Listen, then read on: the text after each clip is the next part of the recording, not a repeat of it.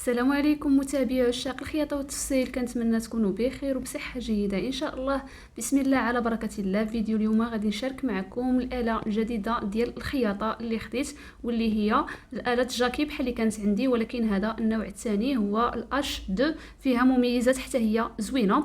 هنا كيف ما كتشوفوا هذه هي الشاشة ديالها، هي اوتوماتيك وفيها تحكم في السرعة، يعني بحال الاخرى تحكم في السرعة، وكذلك محرك صامت هنا كيف ما كتشوفوا. وفيها واحد الميزه انها بحال الاش 5 كتقطع فيها الخيط اولا الكوب فيل، كتقطع الخيط راسها. هنا كيف ما كتشوفوا كنزيدوا في السرعه من الفوق اولا من التحت، من هنا كنقصوا وكنزيدوا في السرعه شحال ما بغيتوا، كتبقاو تنقصوا حتى كتولفوا عليها وكتزيدوا في السرعه. هنا فيها ما فيهاش تثبيت الغرزه بحال الاش 5، يعني كديروا تثبيت الغرزه بهاد البطونه هذه، وهذيك الاداه ديال الغرزه، يعني كتكبروا الغرزه اولا كتصغروها شحال ما بغيتوا. الفرق اللي بينها وبين الاش 5 اللي عندي هي انه الاش 5 فيها تثبيت الغرزه في الاول وفي الاخير، وفيها انك تحكموا في الصباط، يعني كيتهز بالبيداره، يعني ما كتهزوش نتوما. وهنا كيف ما كتشوفوا فيها هاد جوج بوطونات هادو، وحده ديال الزيكزاك وحده كدير لكم يعني غرزه خفيفه هكا، يعني غرزه ديال 2 سنتيم. وهذه هي اللي كتهز لينا الصباط ديالنا، كتكون حدا البيداره، كتهزوها بالركبه ديالكم بهذا الشكل هذا كيف ما كتشوفوا. هذا هو المحرك الصامت، المحرك ديالها صغير بزاف، ما فيه لا صوت لا حتى شي حاجه كيف ما كتشوفوا، يعني ماشي بحال الماكينات القدام كتشعلوهم كيبقاو يعطيو الصوت. هادو ممكن تخدموهم يعني في الليل ما كيتسمعش الصوت ديالهم. وهذه البيداره ديالها اللي كتخيطوا بها، واللي فيها كذلك كتبركوا للخلف مره واحده كتقطع لكم الخيط.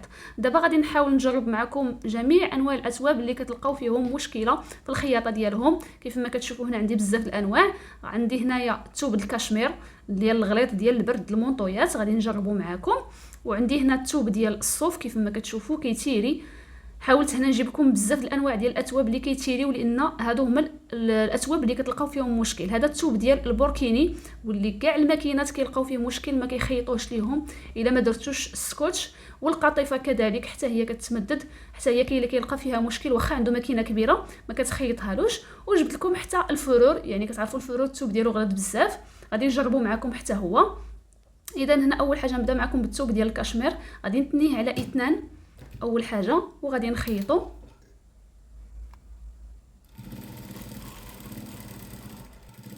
غادي نحاول نخلي لكم في هذا المقطع هذا شويه تسمعوا الصوت ديالها كيفاش داير، يعني ما فيهش الصداع بزاف. ها نتوما كيف ما شفتوا كتخيطها ما كتصوتي لا غرزه لا حتى شي حاجه، خياطه مقاده. هنا غادي نعاود نتني الثوب على 4، وكي كتعرفوا الثوب الكاشمير غليظ غادي نتنيه على 4، وها نتوما غادي تشوفوا فراه كدوز جميع الانواع ديال الاثواب يعني بالسمك ديالها كيف ما كانت. هنا تنيت الثوب على 4، ها هي خيطاتو كيف ما كتشوفوا. ما كاينش يعني شي ديفو في الخياطه، ما كتنقصش الغرزات. وهذا الثوب بطبيعه الحال راه كاع الماكينات كيخيطوه، يعني الثوب الغليظ. ندوزو للثوب ديال الصوف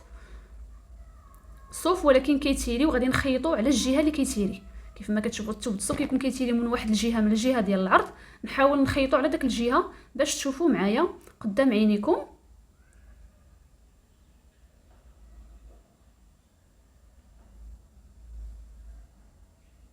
كيجي بهذا الشكل هذا، ها نتوما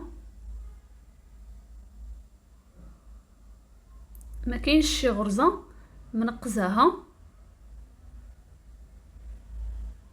خياطه نقيه، ما كاينش يعني شي غرزه فالته اولا شي حاجه. واخا الثوب راه كيتمدد. هنا غادي نعاودو نتنيوه على 4 ونعاودو نتنيوه على 6 وغادي نخيطوه. كتخيطوا لينا بكل سهوله.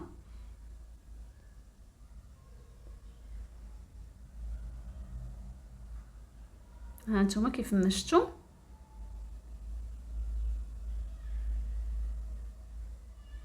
بالنسبه للدواسه اللي دايره البنات انا غادي تسولوني عليها، هي الدواسه ديال البلاستيك كتخيط الجلد، كنت كنخيط بها الجلد وركبتها، اما هي كتجي معها دواسه عاديه ديال الحديد في الماكينه. دابا غادي نخيطوا القطيفه، واللي بزاف منكم كيلقاو فيها حتى هي مشكل في الخياطه ديالها. غادي نخيطوها على الجهه اللي كتمدد بزاف، يعني القطيفه كتكون واحد الجهه كتمدد شويه وواحد الجهه كتمدد بزاف. غادي نخيطوها على الجهه اللي كتمدد بزاف باش تشوفوها. حتى هي كتخيطها بكل سهوله. ها نتوما شوفوا معايا ما كتطرطقش الخياطه الا جبدتوا الثوب. وانتم كيف ما كتشوفوا واخا خيطت يعني باللون ديال اللون الابيض ما كيجيش باين. ها نتوما راني مجبده الثوب، ما كاينش يعني شي غرزه متفاوته.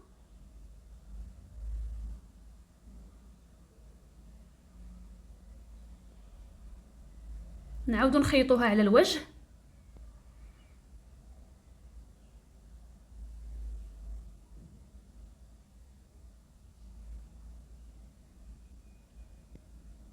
وانتم شوفوا معايا باش تبان لكم الغرزه مزيان.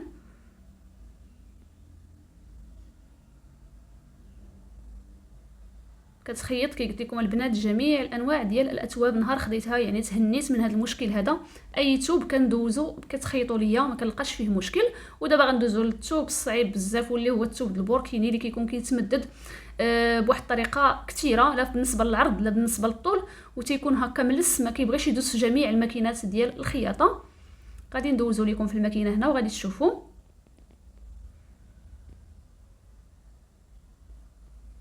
ها هو خيطاتو بكل سهوله. غادي نحاول نقرب لكم باش تشوفوا الغرزات. ما كاينش يعني شي اسباس او لا فراغ في الغرز، كاع الخياطه مشدوده، ما كاين حتى شي ديفو. شوفوا معايا راه كنحاول نجبد لكم الثوب مزيان باش تشوفوا الخياطه. وغادي نحاولوا نخيطوا على الجهه الثانيه، واخا هو كيتمدد من جميع يعني من الجهتين بجوج، ولكن غادي نخيطوا لكم باش تشوفوا قدام عينيكم.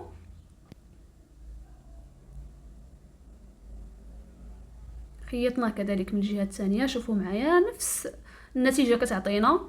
كيخيطهم مزيان ما تلقاو فيها حتى شي مشكل. صافي من بعد ندوزو نخيطوا الثوب ديال الفرور. كتعرفوا الثوب ديال الفرور غليظ بزاف بزاف.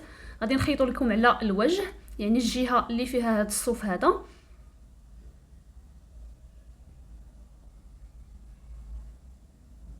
ها نتوما شوفوا ما كاين حتى شي مشكل. كتخيطوا بكل سهوله وكتخيطوا خياطه مزيانه يعني ما غاديش تسحل لكم بسهوله. هنا غادي نتنيه على الظهر ديالو وغادي نخيطوا كذلك.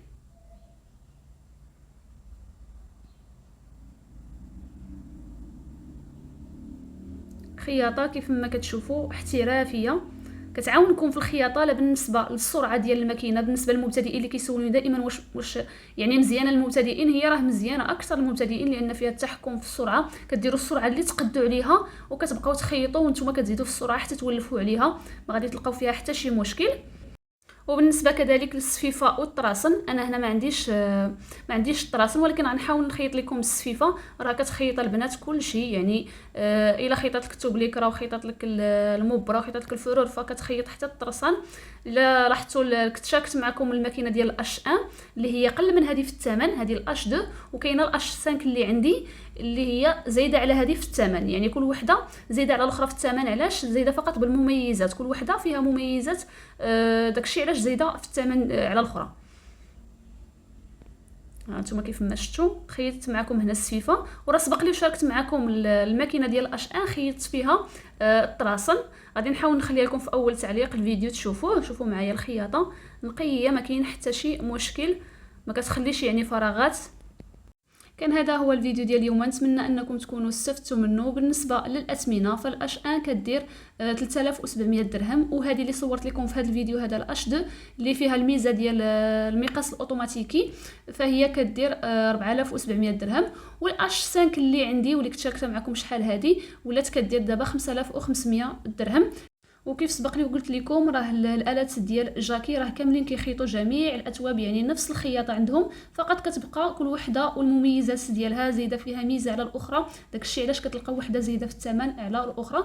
وحضروا راسكم من الالات اللي كيكونوا بحال هكا ولكن هما راه كيكونوا مزورين. من الاحسن انكم تاخذوهم عند الشركه الاصليه، المقر الشركه في الدار البيضاء، وكيديروا التوصيل لجميع المدن. غنخليكم رقم الواتساب ديالهم تواصلوا معاهم، راه قلت لكم كيصيفطوا لجميع المدن كيوصلوا لكم حتى للدار. كنتمنى الفيديو ديال اليوم يكون نال الاعجاب ديالكم وتكونوا استفدتوا منه. ما تنساوش تخليو لي التعليقات ديالكم ولي جيم ديالكم، كنبغيكم بزاف ونتلاقاو في فيديو جديد ان شاء الله. الى اللقاء.